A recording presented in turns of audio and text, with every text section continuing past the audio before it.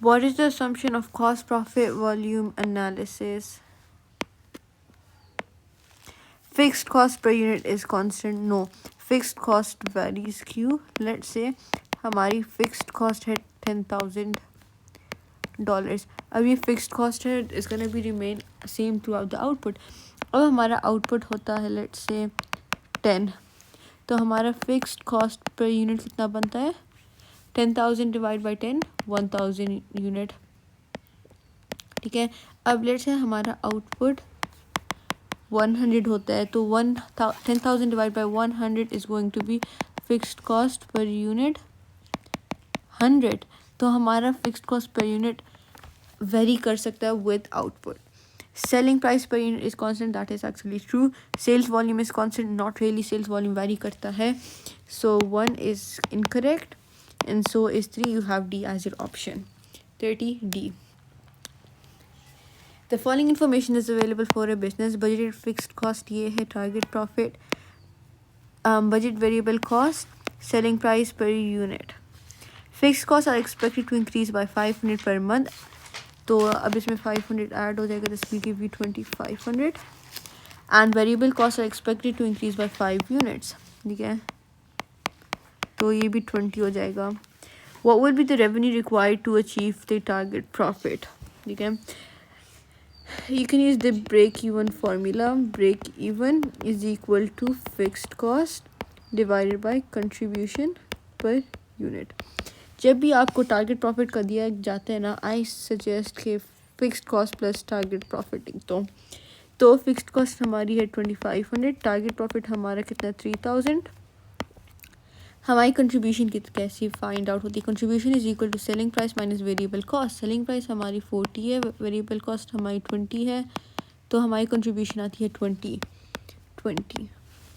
अब ये जो है ना, ये यूनिट्स में है, तो 2,500 plus 3,000 gives you 5,500 divided by 20. You have to sell 275 units to achieve this target profit. However, we have to find the value of net revenue. तो अगर एक यूनिट की प्राइस 40 है, तो 275 यूनिट्स की प्राइस x आती है. That's going to give you 11,000. D as your option. Which factor would cause the variable cost line on a break-even chart not to be a straight line? इसका मतलब ये है कि it's going to vary, and that makes A option, क्योंकि जैसे जैसे आपका output increase होता है, आपको जो बल्क बाइंग डिस्काउंट होता है वो इंक्रीज हो जाता है, जिसकी वजह से स्ट्रेट लाइन नहीं होता. ठीक है, ये भी फिक्स्ड कॉस्ट है, डिप्रिसिएशन भी फिक्स्ड कॉस्ट है, एडिशनल वेयर हाउस मशीन भी फिक्स्ड कॉस्ट है. A manufacturing business provides the following information. We have direct wages 12 per labor hour, giving you a total wage of 600,000. Fixed overheads हमारे पास 160,000 है. Fixed overheads are absorbed on the basis of direct labor hours. A job requires materials costing 480 and needs 30 labor hours. A business wishes to keep a profit margin of 25% for this job. What is the price to be quoted? ठीक है, first of all let's find the overhead absorption rate. This is going to be budgeted overhead divided by, it is absorbed on the basis of direct labor hours. Now हमें तो सिर्फ wage rate दिया हुआ ना, हमें hours तो नहीं दिया हुआ, लेकिन हमें पता है कि आवर्स इनटू वेज जो कि है 12 is going to give you all the total cost. So 600,000 divide by 12 is going to give you 50,000, यानी 50,000 लेबर आवर्स है. तो 160,000 बजटेड ओवरहेड्स है divide by 50,000 labor hours. So 160 divided by 50 is going to give you $3.2 per labor hour. ये overhead absorption rate है. Now we're going to find the price. सबसे पहले cost ढूंढते हैं। मटेरियल कितना होगा इस्तेमाल 480, लेबर होगा 30 आवर्स चाहिए होंगे और 1 आवर का $12 है, तो 12 into 30 that's going to give you 360, and then we're going to find out the overheads. Fixed overheads का rate है 3.2 per hour, and how many hours did labor work for 30 hours, so 3.2 into 30 will give you 96. So let's add all this. 96 plus 360 plus 480 will give you 936. ये हमारी cost है। अब profit margin है ना, तो अब हमें पता है कि टोटल जो प्राइस होगी ना, प्राइस वो 100% होगी, ठीक है। तो ये जो कॉस्ट होगी ये 75% होगी, क्योंकि इसमें 25% तो प्रॉफिट होगा। तो 936 is 75%, सो क्रॉस मल्टीप्लाई कर लो, you will have 1248 as your option price to be quoted. तो P आता है 1248, making B the correct option. 26. Which statement describes the purpose of overhead allocation, assignment of specific cost to production departments? A option. P Limited uses an overhead absorption rate of $15 per machine hour based on budgeted machine hours of 1800 per month. हमें absorption rate दे दिया. In July, production met this many hours and the under absorption was amounted to this. What was the actual overheads in July? तो अब हमें पता है कि actual minus budgeted is gonna give you under absorbed. Under absorbed कितना था 16,500. अब budgeted हमने कैसे ढूंढना है? This is just to confuse you, ठीक है? This is just to confuse you. Budgeted machine hours हम तब लेंगे जब हम overhead absorption rate calculate करेंगे, लेकिन क्योंकि इसमें हमें दिया हुआ है ना $15, तो अब हम $15 into the actual machine hours 8,500 करेंगे. So 15 into 8,500 is going to give you 127,500. So we're gonna go in reverse. We're going to go in reverse to calculate X, and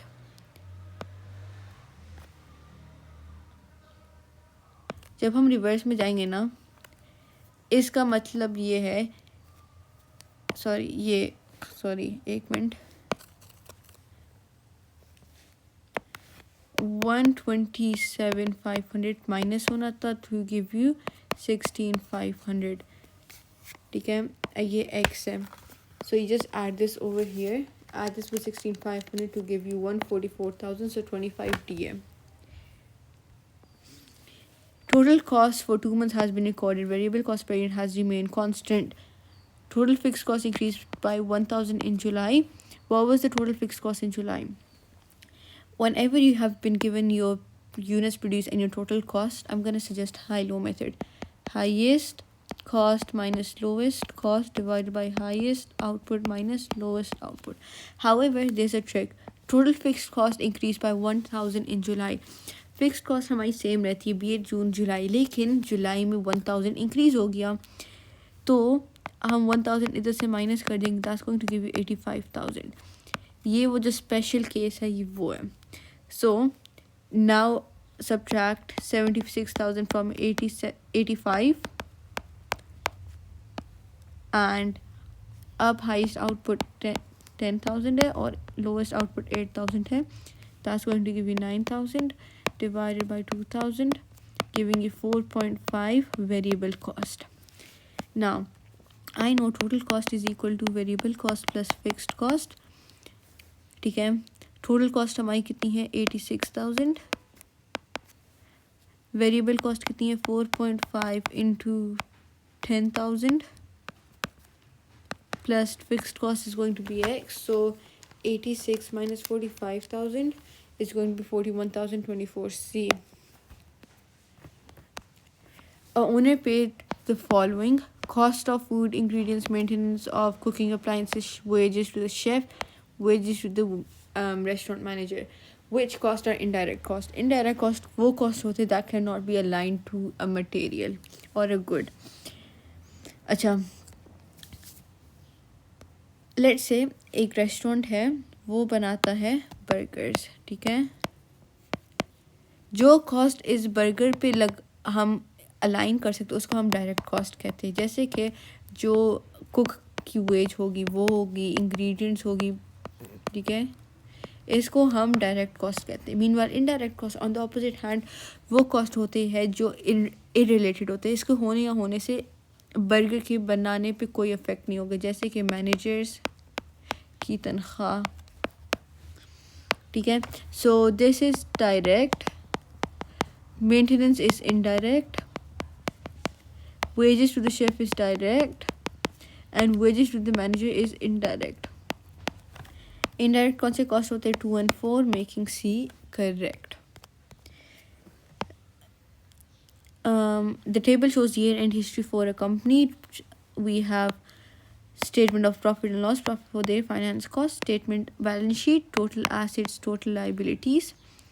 What is the return on capital employed? अच्छा, return on capital employed का formula है ROCE is equal to operating profit divide by capital employed. Operating profit हम कैसे निकालते हैं? Operating profit minus finance cost gives you profit for the year, ठीक है। Profit for the year हमारे पास कितना है? 55,200। फाइनेंस कॉस्ट हमारी माइनस होती है 12,000 और हमारी ऑपरेटिंग प्रॉफिट x है। तो क्योंकि यहाँ पे माइनस हो रहा है, यहाँ पे आप ले आओ तो प्लस होगा 12,000। तो 55,200 प्लस 12,000 गिव्स यू 67,200। तो हमारा ऑपरेटिंग प्रॉफिट आता है 67,200। Now how do we find capital employed? Capital employed is basically assets. अच्छा, बैलेंस शीट का फॉर्मूला क्या होता है? Total asset should be equal to capital plus liabilities, ठीक है। एसेट्स हमारे पास कितना है? 350,000। कैपिटल हमें नहीं पता और करंट लाइबिलिटी 70,000 है। यहाँ से 70,000 माइनस होगा, यहाँ से 70,000 माइनस होगा। 350 माइनस 70 गिव्स यू 280, ठीक है। सो 280,000, तो 67,200 divide by 280,000 into 100 is going to give you 24%. 22 is going to be D. The company had the following balances at 31st December. The current ratio is 2.5 into 1. What is the value of trade payables? ठीक है, current ratio is going to be current assets minus current liabilities, ठीक है। current assets, let's do it. asset, ये भी हमारा current asset है, ये भी हमारा current asset है। ये हमारा ट्रेड रिसीवेबल से कम होगा क्योंकि अलाउंस है। Allowance for irrecoverable will decrease our trade receivable. Bank overdraft हमारी करंट लाइबिलिटी है। कैश एट हैंड हमारा है क्या? Current assets. Now add all the current assets. तो इन्वेंट्री 31,000, ट्रेड रिसीवेबल हमारा है 88,000 माइनस 22,000, ठीक है, और कैश हमारा है 5,000। Add all this and it's going to give you 122,000. 122,000। हमारे करंट लाइबिलिटीज हमें नहीं पता और हमारे रेशो क्या है? 2.5 का रेशो है। So cross multiply 122,000 is going to be 2.5 current liabilities, or you can just say x divided by 2.5 122,000 divided by 2.5 is going to give you 48,800. अच्छा, ये 48,800 हमारी करंट लाइबिलिटीज़ है. अब करंट लाइबिलिटीज़ में 9,000 तो हमारी बैंक ओवरड्राफ्ट है, तो 9,000 आप माइनस कर लो. That's going to give you 39,800. 21 is going to be B. Okay. A table shows the company's equity. Changes now made to the equity in the given order as follows: a 1-for-1 bonus issue of ordinary shares, a right issue, a right issue of 100,000 shares at $1 each at 1.4. The company wishes to maintain reserves in its most flexible form. सबसे पहले I'm going to bring this down here. Ordinary share capital, share premium, और revenue reserve. ठीक है, ये कितना है? 200,000,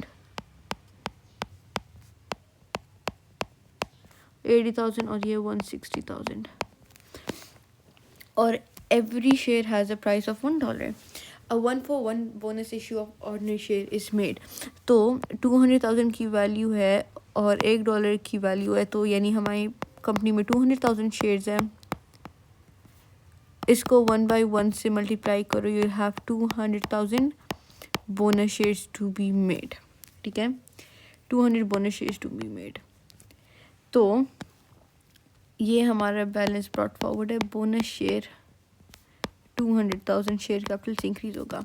अब इसमें ना कैश इन होता है ना कैश आउट होता है, ये रिजर्व से माइनस होता है. सबसे पहले रिजर्व हम शेयर प्रीमियम अकाउंट से माइनस करेंगे.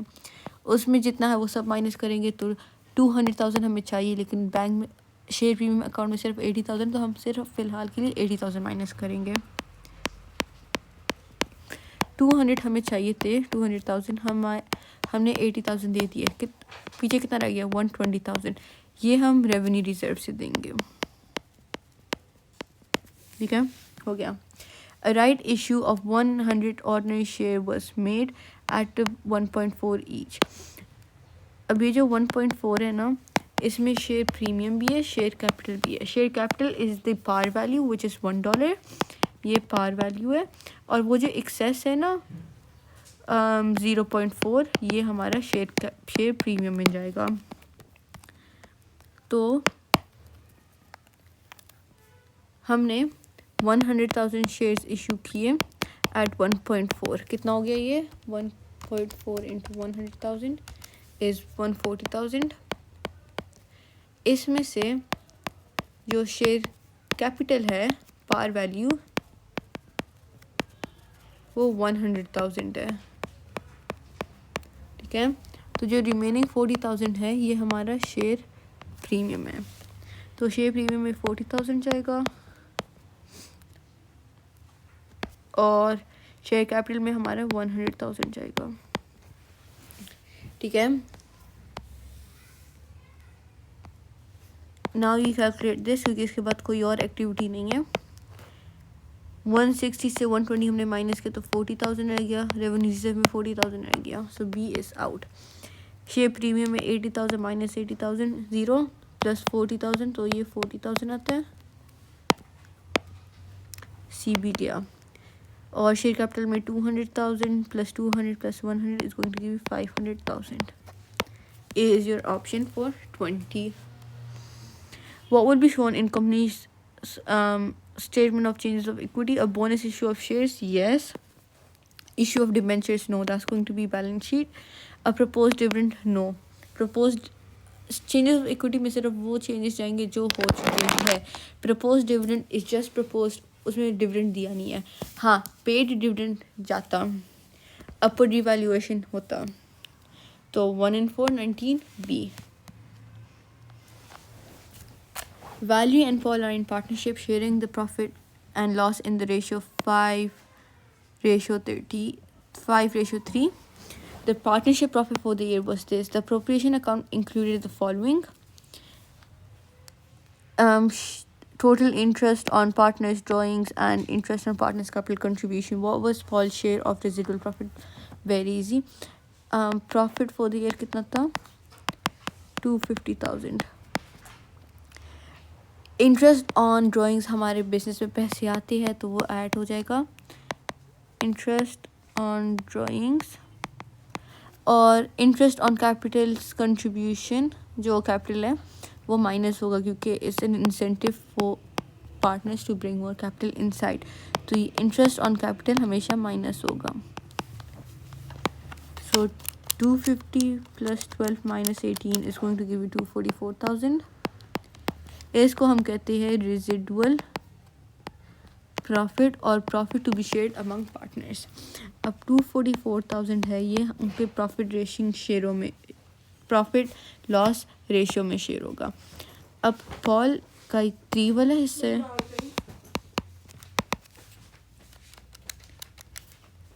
that is going to give you 91,500 profit.